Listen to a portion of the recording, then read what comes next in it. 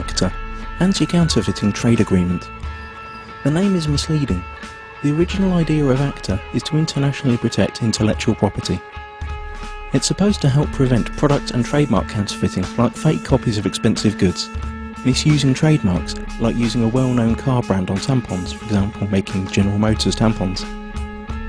It will safeguard research investments in development of products, e.g. medical patents or pharmaceutical products. It's also supposed to support artists and journalists and allow them to produce higher quality work and internationally harmonise copyright laws.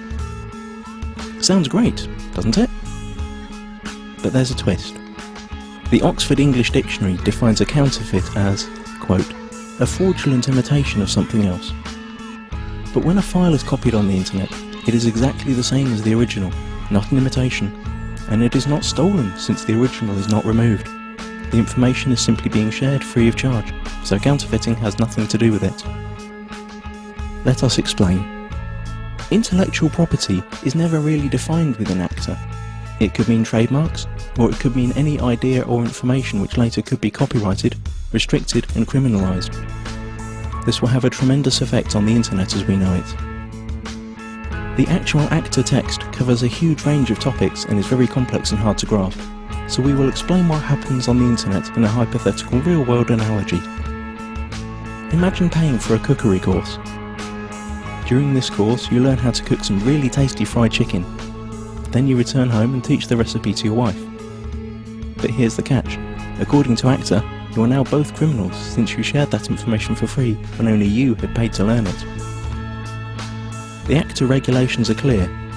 When you're suspected of sharing copyrighted information, depending on the country you live in, then your access to any kind of courses will be blocked, you will be fined or sent directly to prison.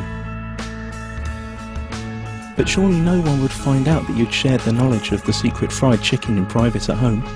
And you're right. Under current law, no one would. But ACTA deals with this through excessive surveillance.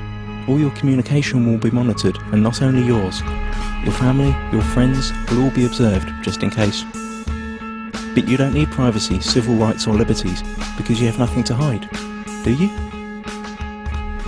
Now that you know the principle, let's see how it will be applied on the internet when ACTA comes into effect. You can imagine your internet connection like a conveyor belt running in two directions. Along the conveyor belt, packets of data are coming in and going out of your computer. Under ACTA, ISPs, the company you pay for access to the internet, will be forced to open up and inspect every single data package you send or receive to look for copyrighted information. Send or receive copyrighted info several times and you could be disconnected from the internet or face criminal charges. That means if you send an MP3 to your friend through an instant messenger, upload a video of a party which played copyrighted music, or quote a copyrighted newspaper article in an email, you're gone.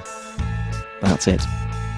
As if that wasn't enough, the information about the news article you sent via email will be sent to the publisher, and based on their claims you could be fined or sent to prison.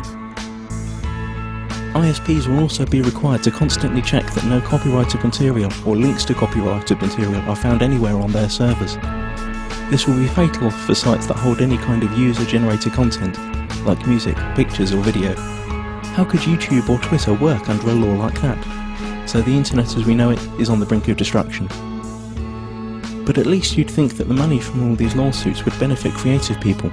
But musicians, writers, movie makers, journalists, software developers and researchers also lose, because they are now held by the same rules. Protected ideas now can't be reused, refined or developed any further. Even parts of sentences could be protected and made restricted by copyright. The whole agreement only benefits a small part of the industry, the so-called content mafia. Media publishing companies like the RIAA and the MPAA, who have long tried to solve the internet problem that threatens their obsolete business model. ACTA is the result of their lobbying within the governments that participate in the negotiations. Latest leaks indicate that techniques that bypass the planned content filter and blocking infrastructure will also be made illegal.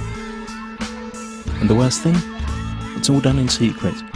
If you're European, it's even being done by people who haven't been elected by the public. You've already seen where this is heading on YouTube. Videos are unavailable in certain geographical areas. This obsessive copy protection is also a great tool for information suppression. Once all the internet filters and blocking techniques are in place, virtually all information tagged as copyright could be suppressed. Maybe your critical blog or Twitter account, or the video you made about rigged elections and environmental catastrophes, or even the pictures of your kittens. Okay, maybe not your kittens. Not unless you painted a Coca-Cola logo onto their fur. This all sounds unbelievable for everyone who's had even a small glimpse of how the net works. But remember, those who work on the agreement might not have any clue what the internet is about. Once the treaty is signed, their rules will have to be implemented. The consequences we have to deal with are internet censorship, restricted freedom of speech, loss of net neutrality due to the restrictions of the use of certain protocols, total surveillance of all your online activities, loss of freedoms and restriction of civil rights, punishment like losing your internet access, and we will gain nothing. The time to act for the internet is now. Google ACTA. Load your tweets and photoshops, let it be known that no one messes with the internet, and take it to the streets. Stop the Kraken.